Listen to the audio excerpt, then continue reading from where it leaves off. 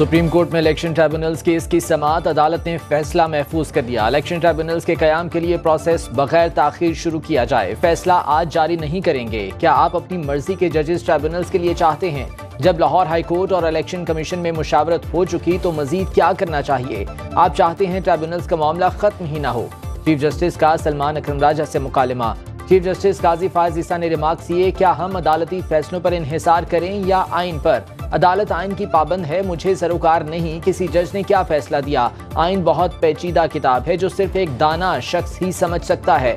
जो खत chief justice Lahore high court को लिखा वो हमें दिखा दें। किसने बताया चीफ जस्टिस हाई कोर्ट ने रजिस्ट्रार को खत लिखा?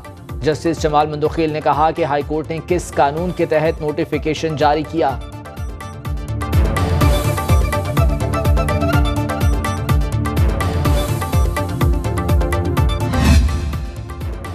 सिंध हाई कोर्ट में supreme court practice and procedure तरमीमी ऑर्डिनेंस के खिलाफ दरखास्त, अदालत ने फैसला महफूज कर लिया। जस्टिस यूसुफ अली सईद ने रिमार्क्स किए, दरखास्त पर फैसला आज ही जारी किया जाएगा।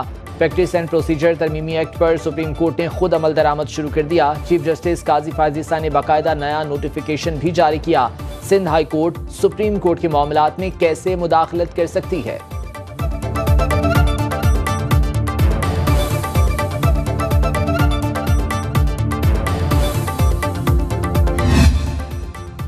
अदालत ने बानी पीटीआई का मुमकिना मिलिट्री हिरासत और ट्रायल रोकने की दरखास्त निपटा दी। इस्लामाबाद हाई कोर्ट के जस्टिस मियां गुल हसन औरंगजेब ने समाअत की। एडिशनल अटॉर्नी जनरल और नुमाइंदा वजारत दिफा अदालत में पेश हुए। एडिशनल अटॉर्नी जनरल का कहना था कि बानी पीटीआई के मिलिट्री ट्रायल का फिलहाल कोई फैसला नहीं हुआ। अगर ऐसा कोई फैसला हुआ तो कानूनी तरीकाकार अपनाया जाएगा। विफाकी हुकूमत के जवाब पर अदालत ने बानी पीटीआई की दरखास्त निपटा दी।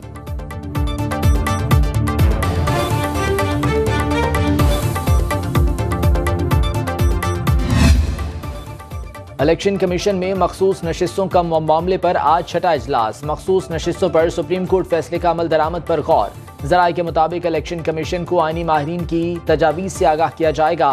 सुप्रीम कोर्ट ने मखसूस नशिस्तें तहरीक इंसाफ को देने का हुक्म दिया था। इलेक्शन कमीशन की जानिब से आज हतमी फैसला किए जाने का इम्कान।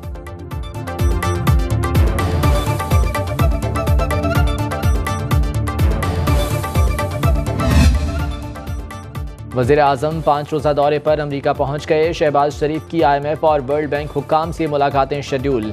वज़ीर आज़म जनरल असम्बली इजलास से 27 सितंबर को खिताब करेंगे। साइड लाइन्स इजलासों और मुख्तलिफ मुज़ाकरों में शिरकत करेंगे। सेक्रेटरी जनरल अक़वाम मुत्तहिदा, सदर जनरल असम्बली, सदर यूरोपीय कमीशन और बिल गेट्स से भी मीटिंग्स तय। वज़ीर आज़म मकबूजा कश्मीर में भारतीय जुल्म जबर और इसराइल के हाथों निहत्ते फ़लस्तीनियों की नस्ल कुशी पर आवाज़ उठाएंगे।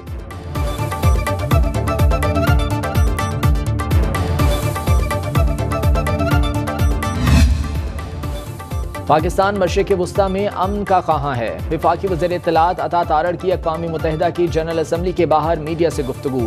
कहा, इसराइल फ़लस्तीन में नस्ल कुशी का जिम्मेदार है। फ़लस्तीनी भाइयों के लिए हर मुमकिन मदद फराहम कर रहे हैं। UN इजलास के दौरान मौसमियाती तब्दीली पर भी बातचीत होगी।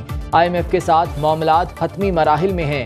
ब्लूमबर्ग ने पाकिस्तानी मौशी पॉलिसियों की तारीफ की है। अक़वाम मुत्तहिदा के इजलास में कश्मीर और फ़लस्तीन के इशूज़ पर बात की जाएगी।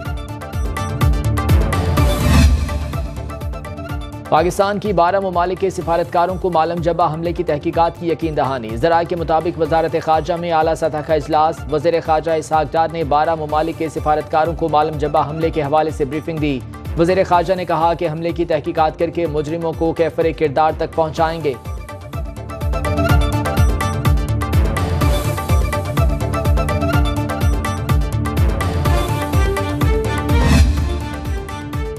अक़वाम मुत्तहिदा जनरल असम्बली इजलास। सालमी बरादरी का गजा में फौरी जंगबंदी का मुतालिबा। बरतानवी वज़ीर ख़ारजा डेविड लैमी का खिताब।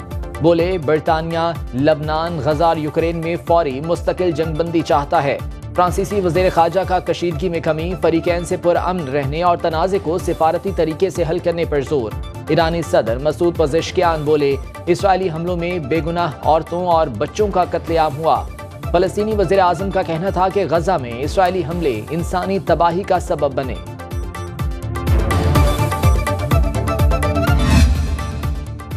गजा जैसे तनाज़ात हल होने तक दुनिया में इस्तेहकाम नहीं आ सकता। तरक्की याफ्ता दुनिया में जंग नहीं, अमन के साथ आगे बढ़ना है।